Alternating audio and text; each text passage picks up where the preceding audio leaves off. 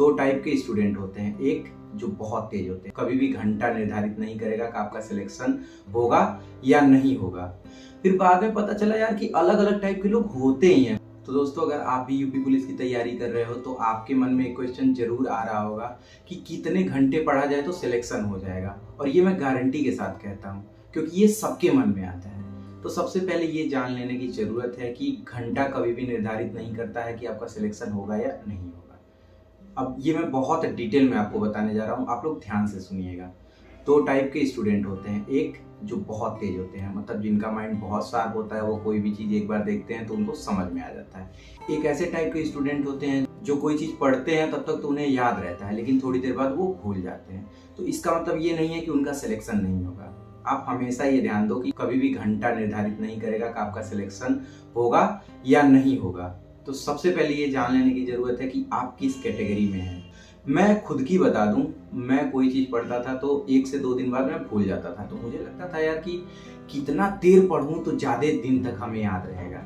ऐसा करता गया तो यार समझ में नहीं आता था। सच्ची आपको बता रहा हूँ, बिल्कुल समझ में नहीं आता था कि क्या करूं। फिर बाद में पता चला यार कि अलग अलग टाइप के लोग होते ही हैं। कुछ लोगों को एक बार ही पढ़ने पे बहुत ज़्यादा दिनों तक याद रहता है, कुछ लोगों को बहुत बार वही चीज़ पढ़नी पड़ती है।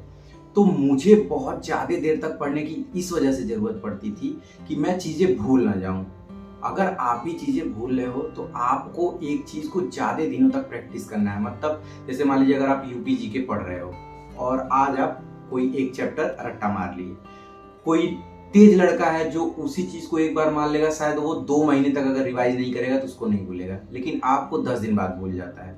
तो आपको इस चीज का गाथा नहीं गाना है कि मेरा तो 10 दिन बाद ही भूल जाता है। आपको पता है कि 10 दिन बाद आप भूल जाएंगे, तो आप 10 दिन बाद ही रिवाइज कर लीजिए ताकि आपका कंटिन्यू रहे। दिक्कत तब होगी जब आपको अपनी कमजोरी नहीं पता हो। तो आप ये क्लियर कट समझ लीजिए कि घंटा कभी भी निर्धारित नहीं करता कि आपको कितने घंटे पढ़ना है। एक तेज लड़का 3 घंटे में पढ़ के पूरा एक दिन का टाइम टेबल कंप्लीट कर सकता है, लेकिन एक थोड़ा सा कमजोर लड़का जो उस तेज की तुलना में कमजोर हो, उसको शायद हो सकता है 6 घंटा पढ़ना पड़े।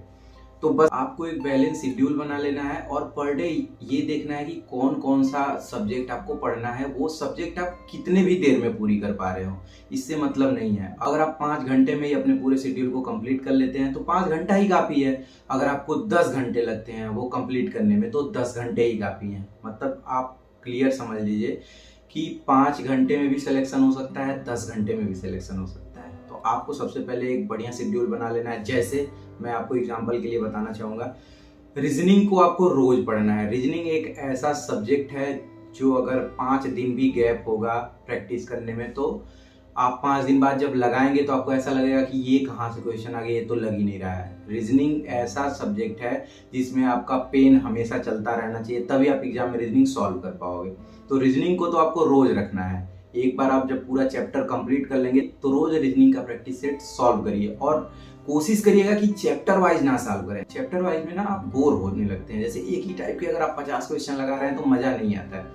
इसलिए आपको कोई भी ऐसा बुक खरीद लेना है जिसमें मिक्स्ड क्वेश्चन हो, जैसे कुछ घड़ी के हो, कैलेंडर के हो या फिर न्याय निगमन के हो, सब में मिक्स हो। एक पेपर टाइप का हो जिसमें 50 क्वेश्चन के आसपास हो। आप ऑनलाइन भी ले सकते हैं, ऑफलाइन भी ले सकते हैं। तो आपको टाइम टेबल में ये सब चीजें रखनी है। उम्मीद है आपको बहुत अच्छे से समझ में आ गया होगा कि कितने घंटे पढ़ के आप सिलेक्शन ले सकते हैं। अब तो आप नहीं पूछोगे ना कि कितने घंटे पढ़ के सिलेक्शन लेना है। आपको सिर्फ उतने ही घंटे पढ़ना है जितने में आपका पूरा टाइम टेबल कंप्लीट हो जाता है। मतलब एक दिन में अगर आपको रीजनिंग पढ़ना है, हिंदी पढ़ना है, जीके जीएस पढ़ना है, अगर आप 4 घंटे में पढ़ लेते हैं तो 4 घंटा काफ़ी है। अगर आपको वही 8 घंटा लगता है तो 8 घंटा काफ़ी है। ये कभी तुलना मत कराइएगा कि ये बहुत तेज है, ये तो सिर्फ 3 ही घंटा में पढ़ के ये सब कंप्लीट कर लेता है, मुझे तो 8 घंटा लगता है। कोई दिक्कत नहीं है, सब लोग एक समान नहीं होते हैं। बस आप इतना समझिए कि एग्जाम हॉल में अगर आप सही क्वेश्चन करके आते हैं, आप तेज हैं या कमजोर हैं, उससे कोई मायने नहीं रखता। सिलेक्ट आप ही होंगे। तो बस अपने आप को ये ध्यान दीजिए कि आप नेट प्रैक्टिस पे अच्छा खेलना चाहते हैं या फिर मेन मैच में जाके अच्छा खेलना चाहते हैं। उम्मीद है कि आप लोग मेन मैच में ही अच्छा खेलना चाहते होंगे, तो इस वजह से आप एग्जाम पे फोकस करके पढ़िए। ये मायने बिल्कुल नहीं रखेगा कि आप कितने घंटे पढ़ते हैं। अगर वीडियो पसंद आया होगा तो वीडियो को लाइक करिएगा, चैनल को सब्सक्राइब करिएगा, ऐसे ही अपना प्यार बनाए रखिएगा। मिलते हैं अगले वीडियो में, तब तक के लिए जय हिंद।